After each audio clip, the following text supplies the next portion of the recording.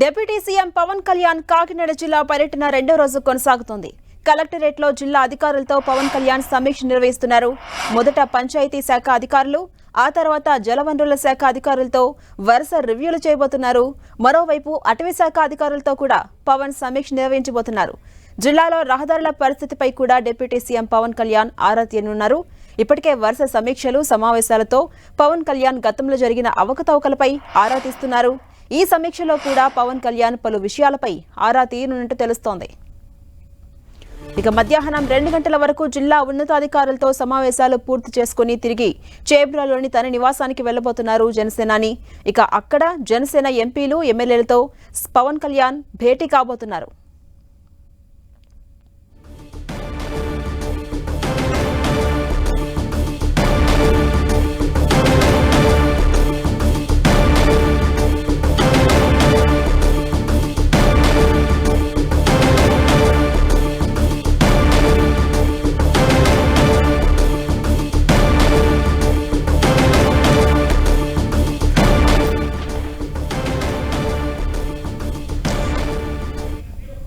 ఇదే అంశంపై మరింత సమాచారం మా ప్రతినిధి సతీష్ అందిస్తారు. సతీష్, ఉప ముఖ్యమంత్రి పవన్ కళ్యాణ్ కాకినాడ పర్యటన రెండో రోజు కొనసాగుతోంది. ఇవాళ షెడ్యూల్ ఎలా ఉండబోతోంది? అప్డేట్స్ ఏంటి?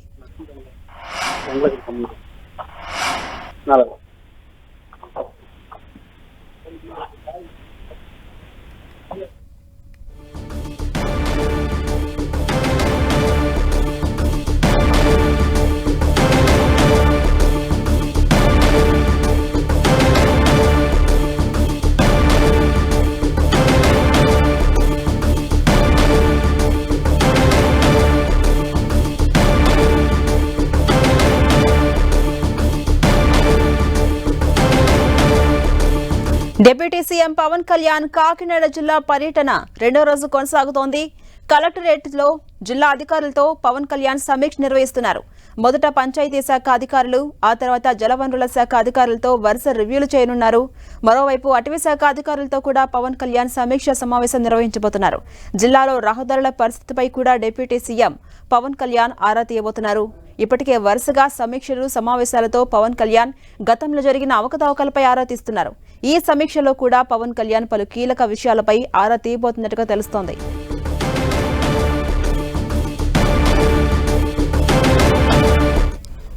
ఇక మరిన్ని డీటెయిల్స్ మా ప్రతినిధి సతీష్ అందిస్తారు. సతీష్, సమావేశాలు అయితే మాత్రం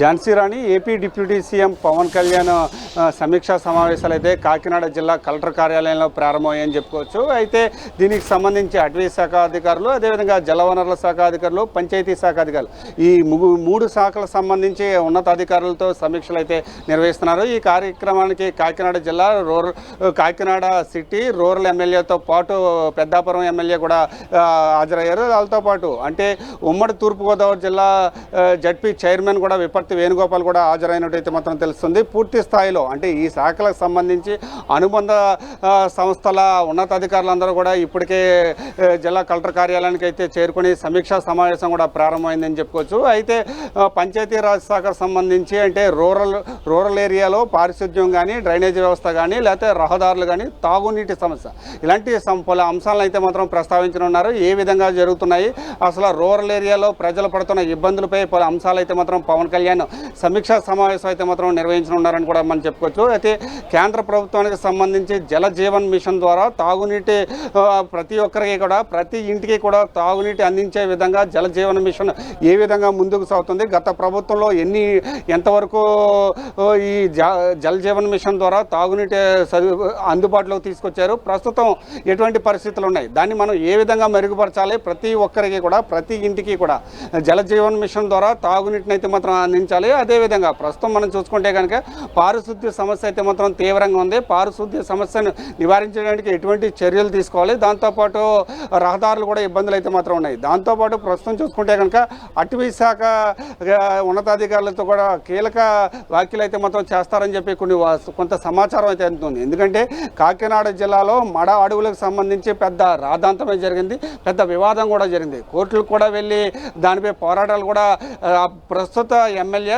అప్పుల్లో ప్రతిపక్ష నేతగా ఉన్న కొండబాబు కూడా కోర్టుకు వెళ్ళిన పరిస్థితులు కూడా నెలకొన్న నేపథ్యంలో అయితే మడ అడవులపై అధికారులు ఏం సమాధానం చెబుతారు, దానిపై ఎటువంటి సూచనలు చేస్తారు, ఎటువంటి ఆదేశాలు జారీ చేస్తారనే దానిపై వేచి చూడాల్సింది కూడా మనం చెప్పుకోవచ్చు. అదేవిధంగా జలవనరుల శాఖ అంటే ఇప్పుడు దీనికి సంబంధించి త్రాగునీటి కావచ్చు లేకపోతే సాగునీటి కావచ్చు అనుబంధ సంస్థలతో కూడా పూర్తి స్థాయిలో అన్ని రకాల సమావేశాలు కూడా పవన్ కళ్యాణ్ అయితే మాత్రం నిర్వహించనున్నారని చెప్పుకోవచ్చు. అయితే ఉమ్మడి తూర్పుగోదావరి జిల్లా వ్యాప్తంగా మనం చూసుకుంటే కనుక ఈ ప్రాంతం అంతా కూడా వ్యవసాయ ఆధారిత ప్రాంతం. అయితే వ్యవసాయ ఆధారిత ప్రాంతంలో సాగునీరు ఏ విధంగా అందుతున్నాయి, కాలువల పూడికతీత కానీ లేకపోతే ఇప్పుడు ప్రస్తుతం అయితే మాత్రం రైతులకు సంబంధించి ఎటువంటి ఇబ్బందులు ఉన్నాయి, దాంతోపాటు త్రాగునీటి సమస్యలు కానీ రూరల్లో ఏ విధంగా డెవలప్మెంట్ చేయాలి అనే అంశంపై పలు అంశాలను అయితే మాత్రం పవన్ కళ్యాణ్ చర్చించనున్నారని కూడా చెప్పుకోవచ్చు. అయితే ఎట్టి పరిస్థితిలో అంటే ప్రతి ఒక్కరికి కూడా న్యాయం చేసే విధంగా, ప్రతి ఒక్కరికి సంక్షేమం అభివృద్ధి కూడా